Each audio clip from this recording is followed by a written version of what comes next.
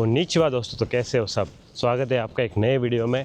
और आज मैं ऑफिस से छुट्टी लिया हूँ दोपहर की, एंड मुझे एक काम है यहाँ पे, जो मैं साइकिल पे जा रहा हूँ अभी उस ऑफिस में। कुछ यहाँ से 15-20 मिनट लगेंगे। तो चलिए काम बताता हूँ आपको क्या है।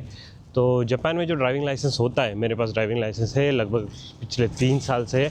और यहाँ पे हर 3 साल में ड्राइविंग लाइसेंस मिलने के बाद वो रिन्यू होता है। जी हाँ, तो आपको एक बार वहाँ जाना पड़ता है ड्राइविंग लाइसेंस सेंटर में, और वहाँ जाके आपका ड्राइविंग लाइसेंस जो है वो रिन्यू करना पड़ता है। ये देखो व्यू, देखो कितना बढ़िया है। ये नदी है अराकावा रिवर, और ये उसी का जॉगिंग ट्रैक, साइकिलिंग ट्रैक। और अभी ये नदी हमको पार करनी है। कुछ 1-1.5 किलोमीटर का है ये ब्रिज, लेकिन मैं थोड़ा सा पैदल चलते हुए जाऊंगा, बहुत थक गया। ये देखो कितनी बढ़िया है। बोर्ड भी आ गई, दोनों बोर्ड एक दूसरे से कुछ बात करी है।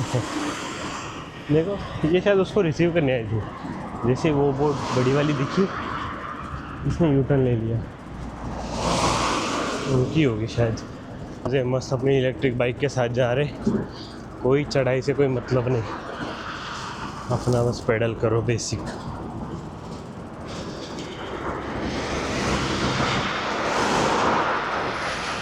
बस स्ट्रेट हो गया, तो अभी साइकिल चलाता हूँ मैं।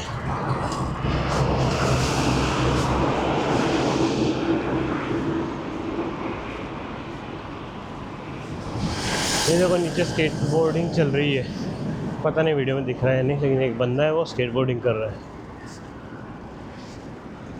यहाँ पे ब्रिज के नीचे बहुत सारे लोग करते हैं, बच्चे।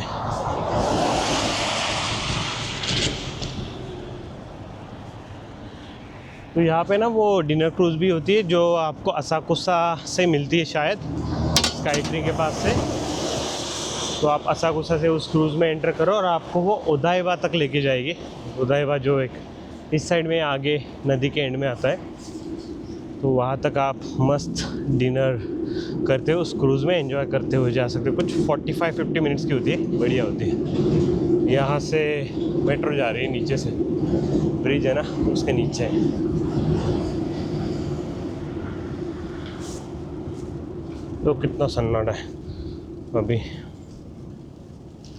ये जनवरी शुरू हो गया, तो ठंड बड़ी सी लग रही है अभी ना।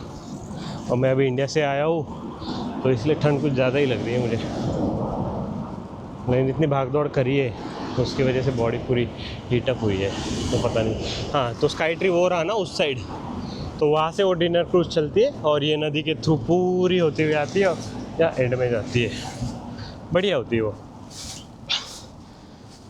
अगर आपके पास टाइम हो तो आप ज़रूर ट्राई करना उसको। कुछ 1 घंटे की होती है बस। ये लोगों प्रॉपर साइकिलिस्ट लोग भी यहाँ से जाते रहते हैं हमेशा। लेकिन इतनी भरी दोपहर में 12 बजे कौन साइकिलिंग करने जा रहा है, पता नहीं इनके पास इतना टाइम कैसे होता है वो। और यहाँ पे एक देखो है ना, नॉर्मल इंसान भी नॉर्मल साइकिलिंग को अपने डे टू डे रूटीन में भी हेलमेट बहुत यूज़ करते हैं। तो ये बंदा कर रहा है, हाई स्कूल का कोई बंदा होगा। तो ये लोग हेलमेट वगैरह सब प्रॉपर गियर के साथ जाते हैं। मतलब ऐसा मैंडेटरी रूल नहीं है, लेकिन यूज़ करते हैं बहुत लोग सेफ्टी। छोटे बच्चे तो बहुत करते हैं। वो रहा ना स्काई ट्री, यहाँ से दिखता है बढ़िया। देखो रात को बहुत मस्त लगता है, अभी तो दिन में इतना नहीं, रात को मस्त व्यू होता है। वहाँ पे पर्पल कलर में शाइन करता है। तो नदी के उस साइड से हम निकले थे, और इस साइड में भी एक साइकिलिंग और ट्रैक है, जॉगिंग ट्रैक। वहाँ पे बहुत सारे लोग साइकिलिंग कर रहे हैं। भाई साहब, अभी यहाँ से शुरू होगा ढलान, इसमें कंट्रोल करना पड़ता है साइकिल को। मान लो कभी ब्रेक फेल हो जाए किसी के साइकिल के, होने ऐसे, लेकिन अनफॉर्चुनेटली किसी का हो जाए तो कितनी दिक्कत होगी। यहाँ से सीधा एक ब्रिज आता है स्टेयर्स वाला, तो वहाँ तक जाएगा इंसान। ये देखो यहाँ पे क्या है। यहाँ पे हर मौसम में ये लोग ना, इसको पता नहीं क्या एदोगा वाली क्या है शायद, उसको ड्रॉ करते रहते हैं, मेंटेन करते हैं ना, बढ़िया लगता है। स्पीड पकड़ ली मेरी साइकिल ने बहुत ज़्यादा, चच्चा बीच में आ गए, नहीं तो धुम होके जाते थे हम। ये बंदा भी हेलमेट पहन के, ये शायद ये स्कूल वाले बच्चे कोई उनको मैंडेटरी हेलमेट स्कूल की तरफ से। और यहाँ पे स्पीड कंट्रोल करने के लिए ऐसे ये बने हुए छोटे छोटे गेट्स, तो वो ऑब्स्टेकल्स जैसे काम करते, फिर आपका स्पीड कंट्रोल हो जाता है। वो दीदी ने गिव अप कर दिया और फिर पैदल ही आ रही है। हाँ, इतनी चढ़ाई होती भी नहीं है भाई, कुछ कुछ लोग करते हैं, पूरा चढ़ के आते हैं ना नीचे से ऊपर तक।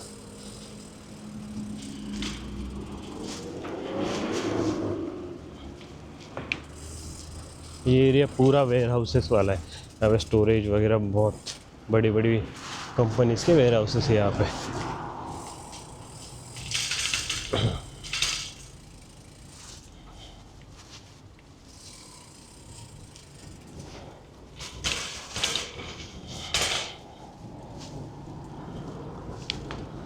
ये देखो, यहाँ से तो मुझे हमेशा लगता है भाई ये कभी गिर जाए तो मैं तो कुछ बचेगा नहीं इंसान का, लेकिन इतने सालों से तो इंजीनियरिंग इनकी है ही अच्छी, भरोसे पे चलता है सब।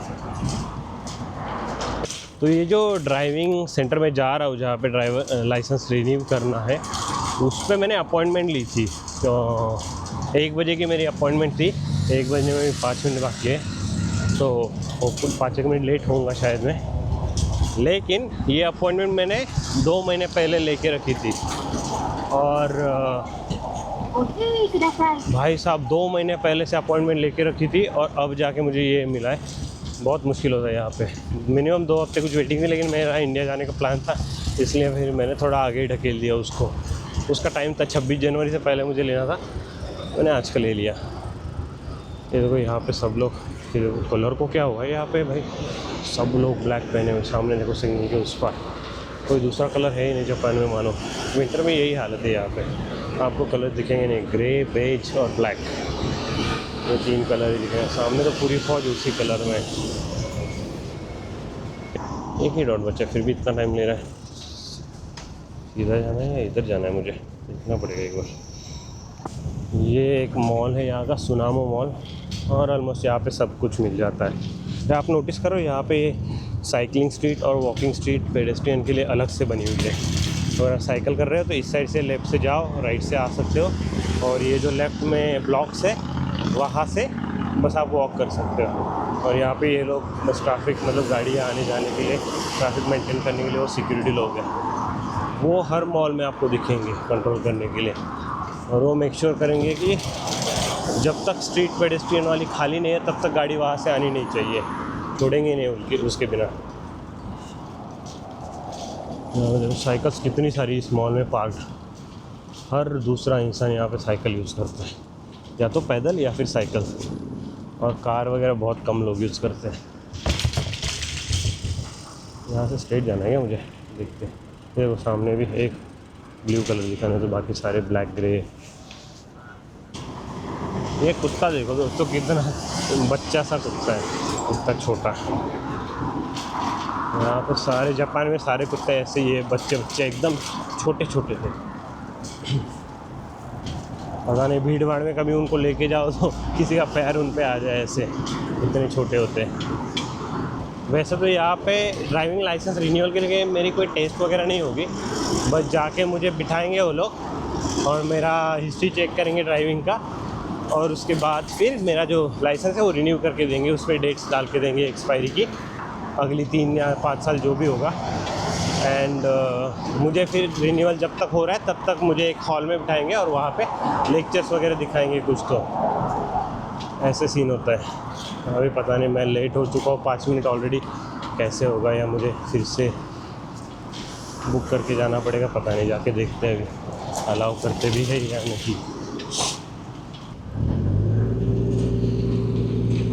यहाँ पे कुछ कंस्ट्रक्शन चल रहा है, इन कंस्ट्रक्शन करने वाले लोगों से ज़्यादा बाकी लोग बहुत है जो सेफ्टी के लिए देख रहे हैं ना, आते जाते लोगों को सेफ रखने की जिनकी जिम्मेदारी है वो लोग ज़्यादा है वहाँ पे। तो देखो यही हाल है हर जगह।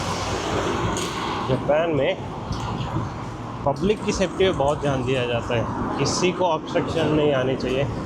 देखो यहाँ पे भी ये काम चल रहा है, तो उसके लिए भी ये बंदा खड़ा है देखने के लिए।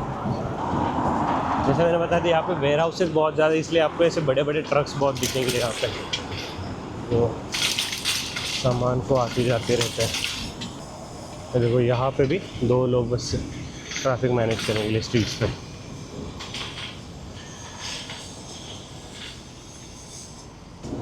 यहाँ से कहीं आगे गूगल मैप्स बता रहा है। तो ये जो सेंटर है, ये वो वाला सेंटर नहीं है कि जहाँ पे मैं ड्राइविंग टेस्ट दे के लाइसेंस निकाल सकूँ। ये यहाँ मैं बस रिन्यूअल के लिए आ सकता हूँ, ड्राइविंग वाला तो अलग है। तो वो सेंटर लग तो रही है सरकारी बिल्डिंग, देखते जाके।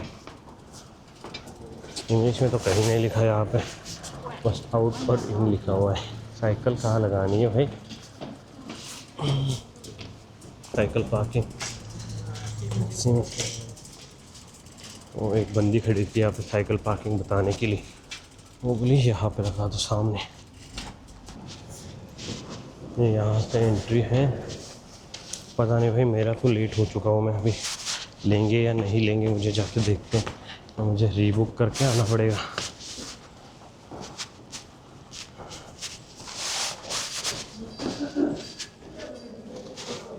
कुछ ऐसा है भाई यहाँ का पहला इम्प्रेशन।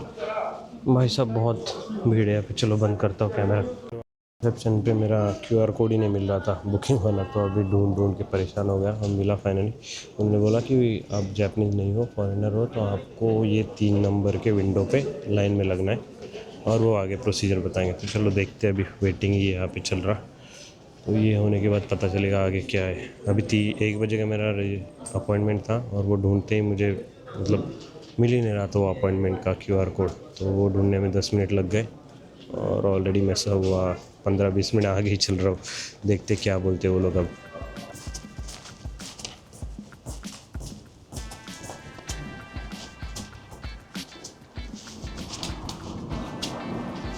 ओ भाई साहब, ये वाली बाइक तो देखो कितनी छोटी सी है, रेनॉ की है, और इसको आप कैरी भी कर सकते हो ट्रेन वगैरह में कहीं पे भी, इतनी छोटी सी है, बढ़िया है। तो हो गया दोस्तों, लाइसेंस मैंने रिन्यू करा लिया। आपको शुरू से शुरू करता हूँ। तो 2023 अक्टूबर की मेरी इशू किया हुआ लाइसेंस था, और 26 जनवरी उसकी एक्सपायरी थी। एंड तो मुझे नवंबर में ही 2025 के नवंबर में मुझे लेटर आ गया था घर पे पोस्ट कार्ड कि आपका लाइसेंस अब एक्सपायर होने वाला है, तो रिन्यू कर लो जल्दी। तो वो पोस्ट कार्ड से आपको ऑनलाइन अपॉइंटमेंट लेनी होती है, QR कोड होता है और एक नंबर होता है, तो उससे आप अपॉइंटमेंट ले सकते हो। एंड आज जैसे ही मैं सुबह आया तो वो QR कोड उनको दिखाना था जो अपॉइंटमेंट से मुझे मिला था। एंड फिर उन्होंने मुझे एक काउंटर पे भेजा, वहाँ पे फिर उन्होंने बेसिक मेरा लाइसेंस वगैरह चेक किया, एंड फिर मुझे पेमेंट करने बताया। तो पेमेंट की अमाउंट कुछ 4200 येन थी, मान लो अपने भारतीय फिर कितने हो गए, 2400-2500 रुपये ऐसा कुछ था। फिर वो अमाउंट देने के बाद फिर मेरी आई टेस्ट हुई। आई टेस्ट में उन्होंने वो जो नहीं होता सर्कल वगैरह चेक करो, आपको बताने थे आई टेस्ट में। एंड ओ भाई साहब, उसमें तो और दिक्कत, मेरे को चश्मा है वैसे, ठीक है, तो बहुत बारीक नंबर है, 0.5 0.75 ऐसा कुछ तो है, लेकिन मैं चश्मा लाया ही नहीं आज, क्योंकि मुझे यूजुअली दिखता है मैं बिना चश्मे के ही घूमता हूँ, बस कभी कंप्यूटर के सामने बैठना हो तब चश्मा यूज़ करता हूँ। लेकिन वो दूर का जो था ना गोला, वो मुझे दिख ही नहीं रहा था कौन सा खुला है, तो मैंने ऐसा फिर बहुत मुझे ऐसे फोकस करके देखना पड़ेगा कि हाँ ये वाला खुला है, तब मैंने आंसर किया। लेकिन अगर वहाँ पे मैं गलत जवाब दे देता तो दिक्कत हो जाती, मुझे भेज देते वापस शायद वो लोग।